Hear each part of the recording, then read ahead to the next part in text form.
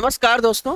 मैं Ramesh Tiwari mission institute Prayagraj के online platform में आप सभी का स्वागत एवं अभिनंदन। दोस्तों, हम लोगों की स्पीड टेस्ट की श्रृंखला चल रही थी। उसमें कल मैंने मिसलिनियस क्वेश्चन लिए थे। आज फिर मैं मिसलिनियस क्वेश्चन लेकर के आपके सामने आया हूं। तो चलिए कुछ मिसलिनियस प्रश्नों को हम और आप मिलकर के करना प्रारंभ करते हैं। देखिए, पहला सवाल आपके सामने आया है, आयत कितने होंगे। मैंने पीछे एक वीडियो में आयत गिनना, वर्ग गिनना और पंचभुज गिनना आपको सारा सिखाया था, और उसी पर आधारित देखिए एक सवाल आपके सामने आ चुका है। तो जब कभी आयत गिनने की बात आए तो यहाँ लिखिए 1, यहाँ लिखिए 2, यहाँ लिखिए 3, यहाँ लिखिए। यहाँ पर आप एक बार पंक्ति में चलोगे और एक बार कॉलम में चलो 2। अब यहाँ पर 1 plus 2 plus 3 plus 4 multiply 1 plus 2 plus 1, 4 3 7 2 9 और 1 3 2 5 और 1 10 6। यहाँ पर देखिए आयतों की संख्या कितनी हो जाएगी। तो आप कहोगे सर यहाँ पर आपको 60 आयत। यहाँ पर मेरे प्यारे दोस्तों आपको कितने आयत मिलेंगे? 60। चलिए नेक्स्ट सवाल पर आते हैं।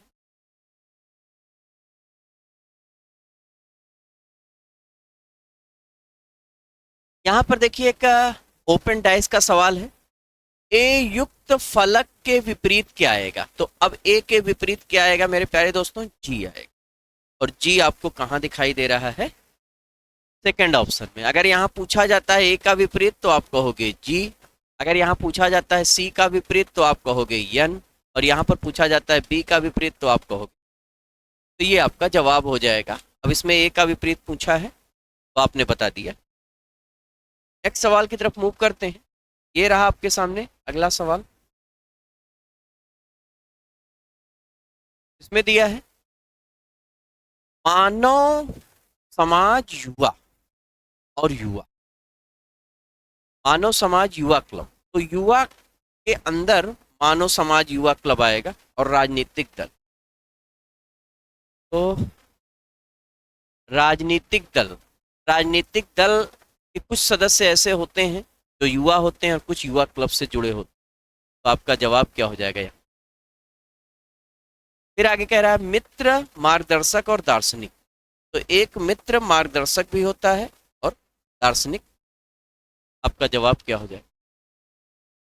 तो आपका जवाब यहाँ पर तीसरे में सी हो जाएगा और चौथे में क्या हो जाएगा?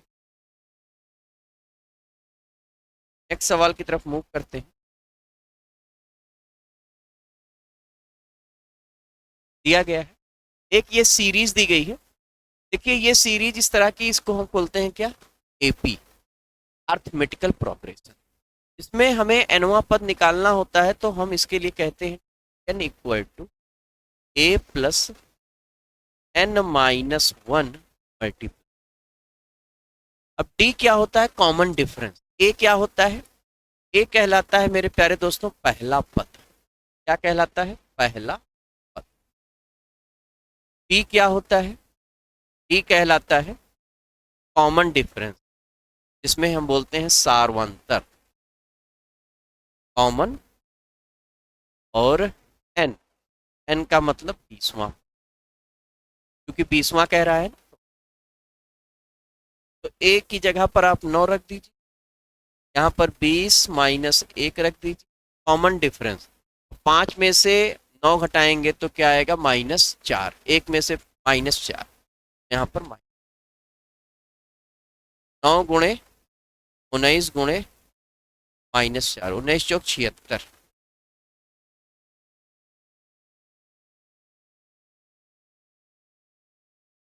9 19 -76, 9 माइनस, ये आपका जवाब हो जाएगा। -67 आपको कहाँ दिखाई दे रहा है? -67 आपको मेरे प्यारे दोस्तों डी ऑप्शन में। -67 आपको कहाँ दिखाई दे रहा है? D option. चलिए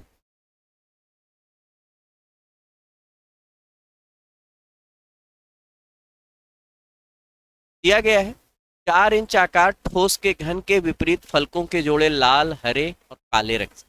इसे 1 इंच के आकार के घन में काटा जाता है। तो कितने घन के? केवल 4 फलक। देखिए जब 4 फलक की बात आएगी तो 4 फलक तो 0 हो जाएगा ना। मैं इसको समझा देता हूँ। जैसे अगर 4 इंच का घन है और इसे 1 इंच में काटना है तो एन की वैल्यू क्या हो जाएगी? 4/, एन की वैल्यू आपकी।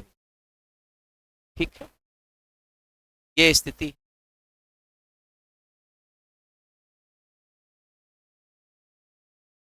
एक, दो, एक,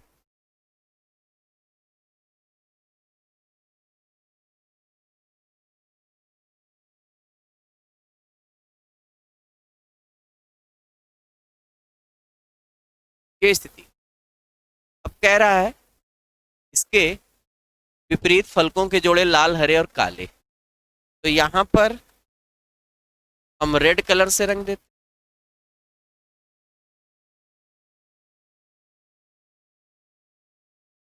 अब रेड ये है तो नीचे भी रेड होगा। इसको हम ग्रीन कलर से रंग देते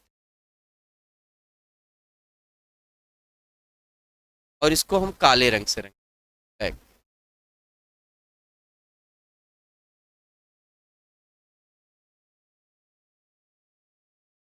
अब आपसे अगर एक सतह रंगीन पूछा जाए, एक सतह रंगीन मेरे प्यारे दोस्तों, एक सतह रंगीन आपको कहाँ मिलेगा? तो एक सतह रंगीन आपको सतह पर मिलेगा। n-2 का स्क्वायर मल्टीप्लाई सतहों की। n की वैल्यू कितनी है? n की वैल्यू है 4। 4 - 2 का स्क्वायर गुणे 6। 4 में 2 घटाया 2, 2 का वर्ग 4, 4 गुणे 6। एक सतह रंगीन अगर आपसे पूछा जाता है तो 24। दो सतह रंगीन पूछा जाता है, दो सतह रंगीन अगर आपसे पूछा जाता है तो आप n-2 मल्टीप्लाई कोरों की।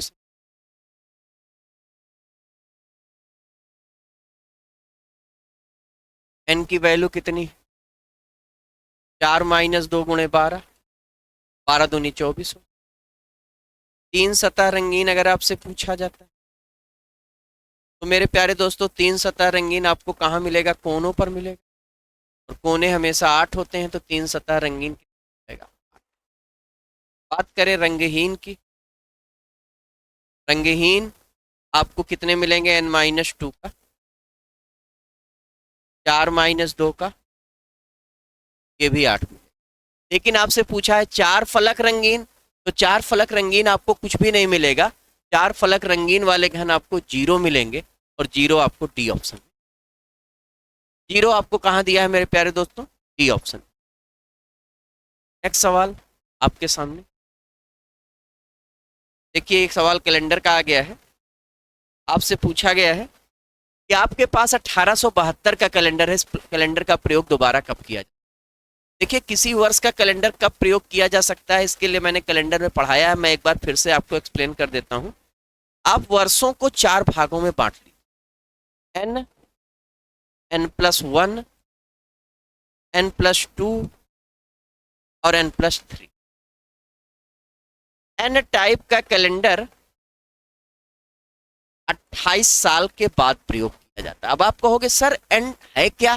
तो मेरे प्यारे दोस्तों एन का मतलब वो साल जो लीप का है।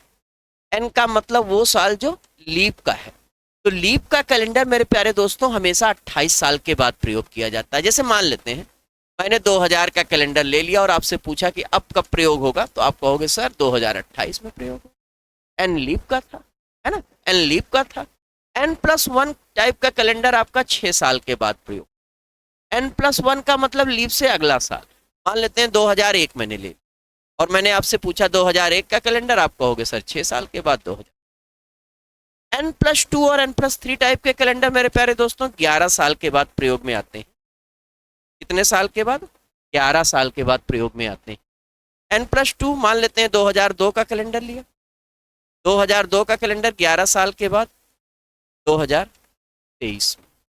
और n+3 मान लो 2003 का कैलेंडर लिया तो ये 11 साल के बाद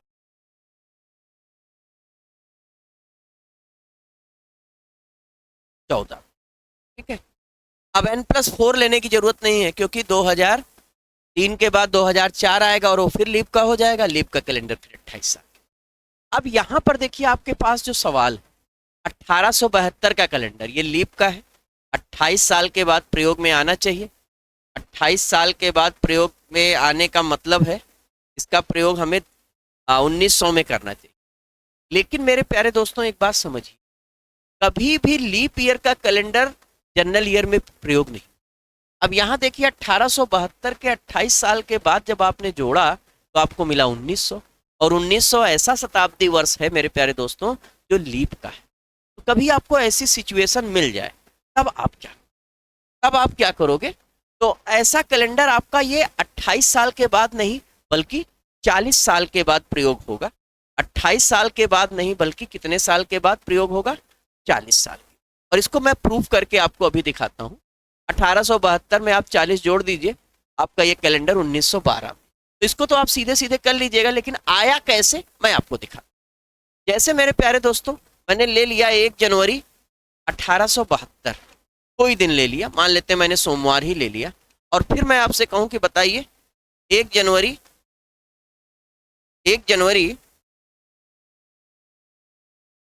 1900 को क्या वार आएगा?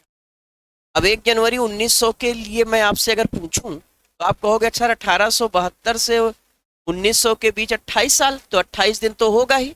इन 28 वर्षों में लीप के तो 72, 76, 80, 84, 88, 92 और 96, ये 7 लीप के, तो 28 और 7 35। अब किसी भी दिन में 7 या 7 का मल्टीपल जोड़ने से वही दिन आपको प्राप्त होता है। दैट मीन्स अगर यहां पर सोमवार है तो मेरे प्यारे दोस्तों यहां पर भी सोमवार होगा। तो अब 1872 का कैलेंडर 1900 में रिपीट हो जाता। कब रिपीट हो जाता? अगर ये 1900 लीप का होता। लेकिन मेरे प्यारे दोस्तों ये लीप का नहीं है। लीप का नहीं है तो दिक्कत क्या आएगी? दिक्कत ये आएगी कि 1 जनवरी से 28 फरवरी तक तो बात सेम रहेगी, लेकिन यहाँ पर 29 फरवरी आ जाएगा और यहाँ पर 1 मार्च आ जाएगा और फिर मिसमैच हो जाएगा। इस कारण से 1872 का कैलेंडर हम 1900 में नहीं रिपीट कर सकते। तो कब रिपीट करेंगे? इसी लीप ही रिपीट करेंगे। तो मैं 40 वाला कॉन्सेप्ट आपको दिखाता हूं। अब 40 की अगर मैं बात करूं, 1 जनवरी 1872 से 1912 के बीच की मैं बात करूं तो 72 से 12 के बीच 40 वर्षों में 40 दिन। अब 40 वर्षों में लीप के कितने? 72, 76, 80, 84, 88, 92, 96। 96 के बाद अब 1900 लीप का नहीं होगा, 1904 और 1908। ठीक है, तो कितने हो गए?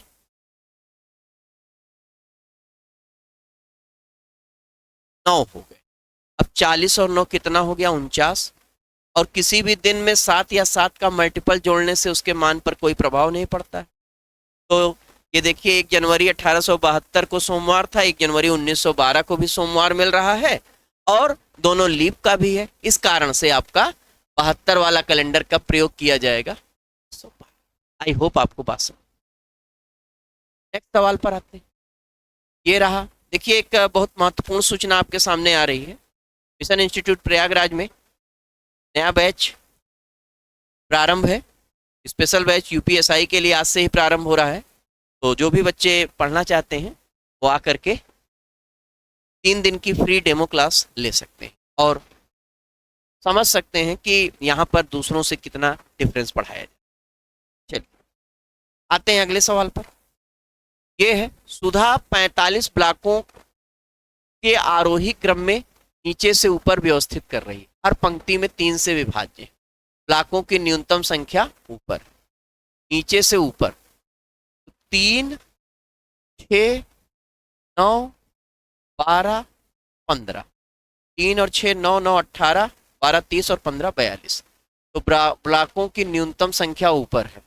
तो ऊपर से 5वीं ब्लॉक, ये पहला, दूसरा, तीसरा, चौथा, 5वां। 5वें ब्लॉक में 5वीं पंक्ति में ब्लॉकों की संख्या आप कहोगे सर।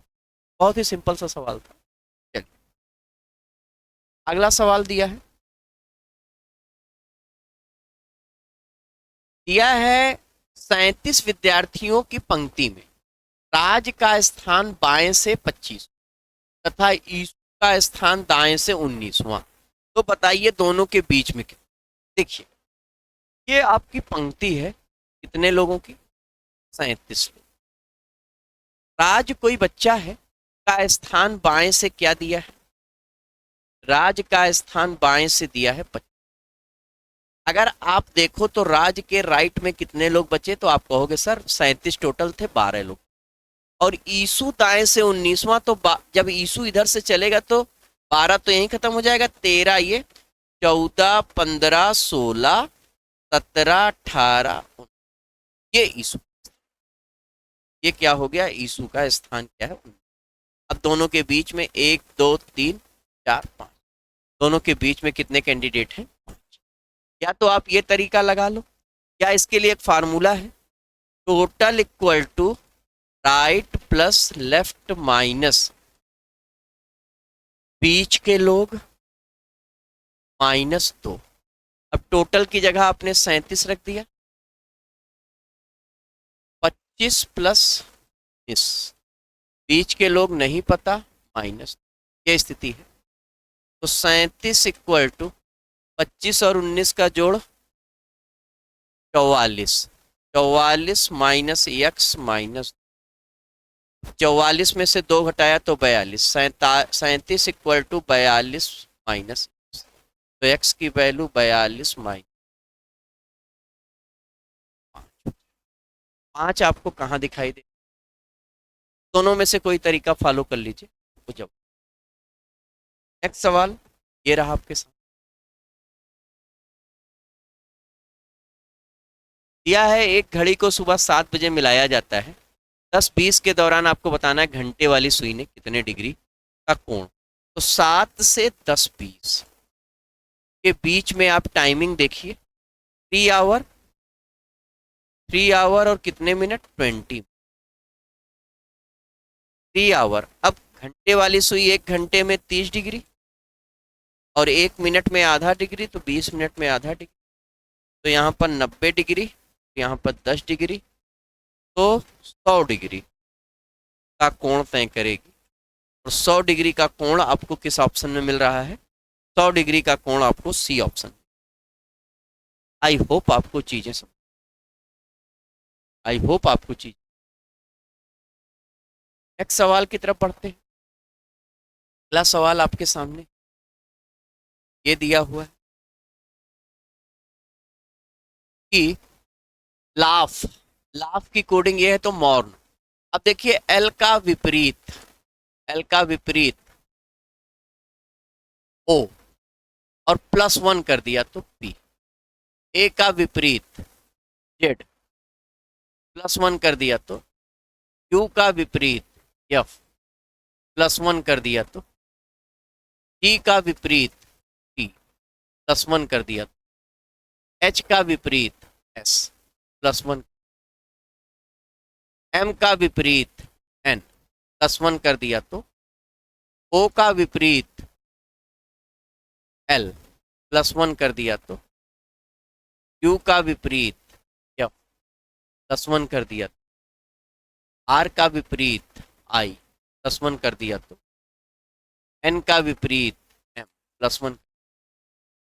तो आपका जो कॉन्सेप्ट लग रहा है मेरे प्यारे दोस्तों, क्या लग रहा है? विपरीत +1। क्या कॉन्सेप्ट है? विपरीत +1। अब आप देखिए ओ एम जी जे एन, पहला ही विकल्प आपका जवाब हो, पहला ही विकल्प आपका। नेक्स्ट सवाल पर आते, ये रहा आपके सामने, दिया है यदि ई बराबर 5, आपको पता है कि ई का नंबर 5 होता है, ये सिंगल अक्षर है, अगर यहाँ पर 5 में 1 से भाग दोगे तो भागफल 5। विनय, VINE, विनय बराबर 15 दिया है। विनय में वी का नंबर 22, आई का नंबर 9, एन का नंबर 14, ई का नंबर 5 और वाई का नंबर 5, सबको जोड़ा तो आया कितना? 75। अब 75 में अगर हमने 5 से भाग दिया आ गया। अब हमसे राठौड़ के लिए पूछ रहा है, वार का नंबर 18, ए का नंबर 1, टी का नंबर 20, का नंबर 8, ओ का नंबर 15, आर का 18, ठीक है।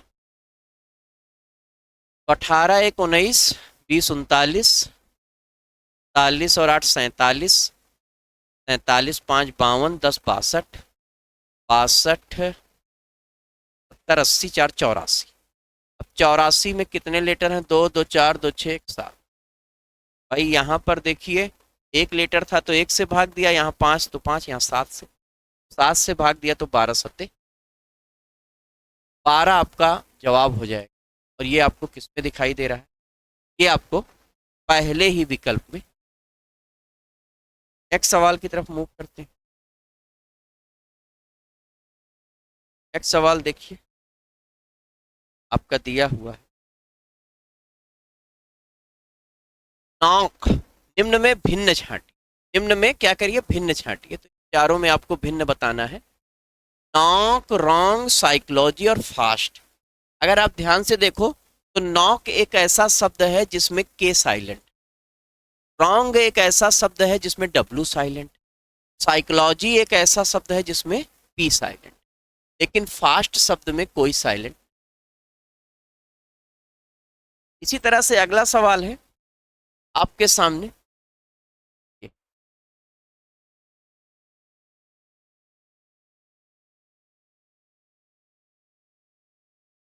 केन क्राफ्ट। केन क्राफ्ट का मतलब बेंत का जो काम होता रहता है, बेंत से संबंधित जो चीजें बनती रहती हैं, उस क्राफ्ट को केन क्राफ्ट कहते हैं। पिच क्राफ्ट, पिच क्राफ्ट का मतलब होता है जादू टोना। पिच क्राफ्ट का मतलब क्या होता है मेरे प्यारे दोस्तों? जादू टोना। मेटल क्राफ्ट, मेटल क्राफ्ट का मतलब मेटल से संबंधित, धातुओं से संबंधित जो चीजें बनती हैं उनको मेटल क्राफ्ट, धातु से। और वुड क्राफ्ट का मतलब लकड़ी से, लकड़ी से जो चीजें बनती हैं, लड़की नहीं सब, लकड़ी, लकड़ी से जो चीजें बनती हैं उसे हम क्या बोलते हैं? Would craft. तो यहाँ पर अलग क्या हो जाएगा मेरे प्यारे दोस्तों? विच क्राफ्ट, जादू टोना। जादू टोना आपका अलग। अगला सवाल देखते हैं। ये देखिए क्या दिया है यहाँ पर। इस 145 को क्या लिख सकते हैं? 12 का वर्ग प्लस 1। 226 को क्या लिख सकते हैं? 15 का वर्ग प्लस 1। 524 को क्या लिख सकते हैं?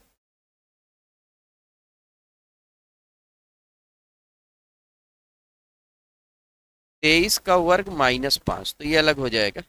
ये 18 का वर्ग, ये आपका जवाब। या इनके अंकों को अगर आप जोड़ते हो तो 5 4 9 1 10, 6 2 8 2 10, लेकिन 5 4 9 2 11, अभी भी ये अलग है। 5 2 7 3 10। तो आपका जवाब अलग क्या हो जाएगा मेरे प्यारे दोस्तों? आपका जवाब अलग हो जाएगा इस सी वाला। अगले सवाल पर आते हैं। देखिए अगला एक बहुत बड़ा अनाउंसमेंट है आपके सामने। मिशन इंस्टीट्यूट में आज मतलब 14 नवंबर एक बैच यूपीएसआई के लिए शुरू किया जा रहा है, शाम को 3 से 7। तो जो भी बच्चे इच्छुक हों, क्लास लेना चाहते हों, तो आकर के क्लास ले सकते हैं। चलिए अगला क्वेश्चन आपके सामने दिया है, क्वेश्चन नंबर 16। क्वेश्चन नंबर 16 दिया है 8:26 तो 15:, बताइए। अब 8 को आप क्या लिख सकते हैं? 3 का वर्ग माइनस 1। और 26 को क्या लिख सकते हैं मेरे प्यारे दोस्तों? 3 का घन। इसी तरह से 15 को क्या लिखा जा सकता है? 4 का वर्ग माइनस 1। और इसी तरह से 4 का घन माइनस 1 तो 63। 63 देखिए किसी ऑप्शन में दिया है तो बिल्कुल दिया है, आपका जवाब दिया। अब देखिए 17वां सवाल, लंबाई। लंबाई मापने के लिए क्या होता है? मीटर होता है। और विद्युत शक्ति मापने के लिए क्या होता है? विद्युत शक्ति मापने के लिए वाट होता है। तो आपका जवाब क्या हो जाएगा? जर्मनी की मुद्रा मार्क होती है, मोरक्को की मुद्रा दिरहम क्या होती है मेरे प्यारे दोस्तों?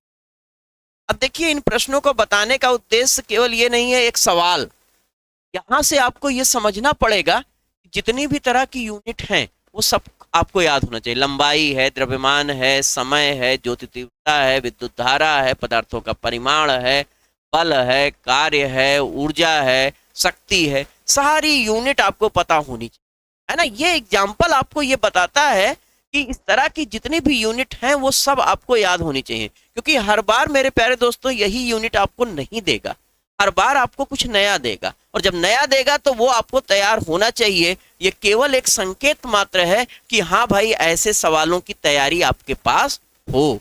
जैसे अगला सवाल है मुद्राओं से संबंधित। अब जर्मनी की मुद्रा ये है तो मोरक्को की ये, हर बार थोड़ा देर मोरक्को की पूछी जाएगी, हर बार देश बदलते जाएंगे, तो देश मुद्रा आपको पता। चलिए नेक्स्ट सवाल पर बढ़ते हैं। ये रहा आपके सामने क्वेश्चन नंबर 19। देखिए दिया हुआ है 4:32, 4:32, 108, 256 और आगे आपको पता है। देखिए अगर हम इसमें से 4 कॉमन ले लेते हैं, अंदर आता है 1, 8, 27, 64। तो 1 को क्या लिख सकते हैं, 1 का क्यूब, 2 का क्यूब, 3 का क्यूब, 4 का क्यूब, आगे 5, 5 का क्यूब 125 होगा और 4 के साथ गुणा होगा तो 500। आपका जवाब यहाँ पर क्या होना चाहिए, 500, 500 आपको भी।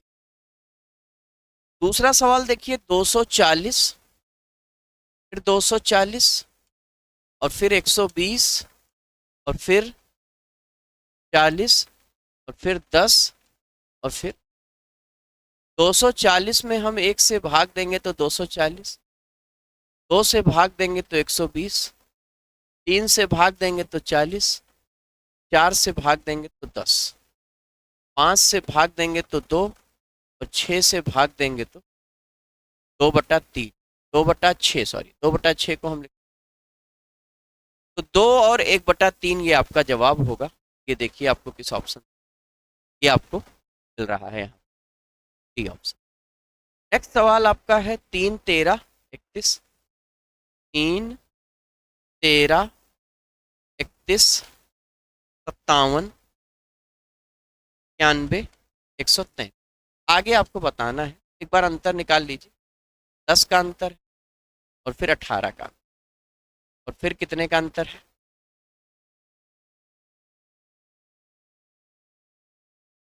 20 का, फिर कितने का अंतर,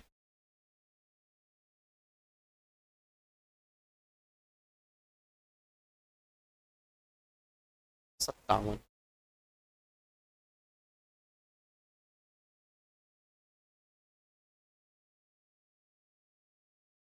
इसका अंतर, फिर 26 का, कितने का अंतर, 34 का अंतर, 42 का। जो अंतर है वो हर बार 8 8 बढ़ रहा है, 10 से 8 ज़्यादा 18, 18 से 8 ज़्यादा 26, 26 से 8 ज़्यादा 34, 34 से 8 ज़्यादा 42, 42 से 8 ज़्यादा 50। तो यहाँ पर जोड़ा तो 183, 183 आपको कहाँ दिखाई दे रहा है, 183 आपको सी ऑप्शन। आई होप आपको बात समझ में।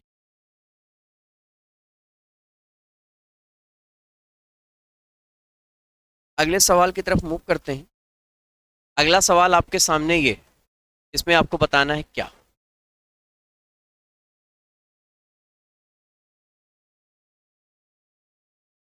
दिया हुआ है यहाँ पर खालिस्तान की जगह,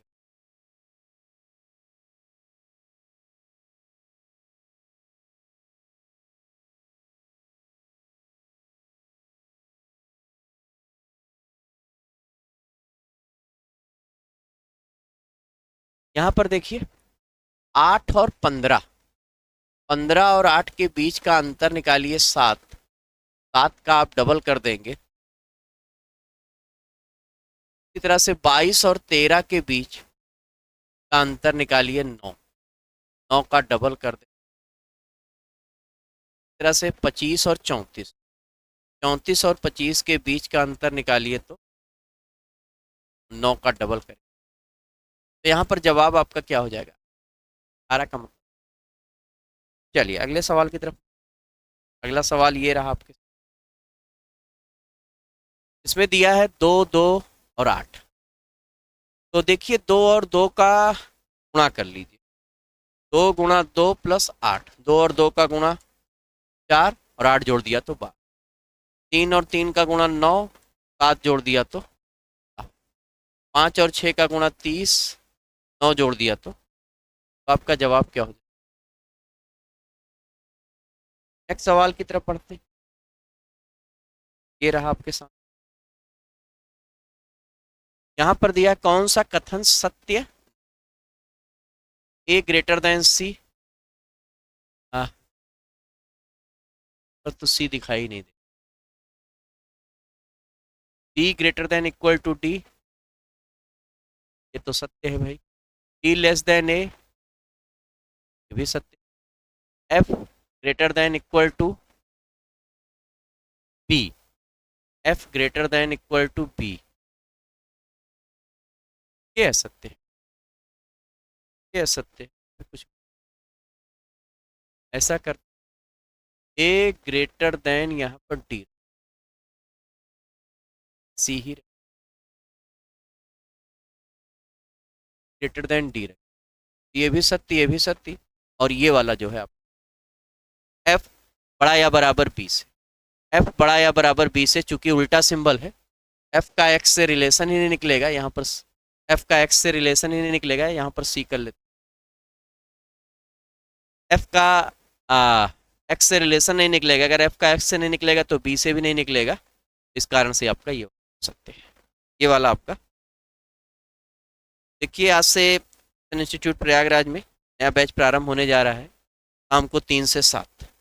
जो भी बच्चे पढ़ना चाहते हैं, लेना चाहते हैं, वो आकर के आज शाम को से 3 दिन फ्री डेमो क्लास ले सकते हैं। ठीक है,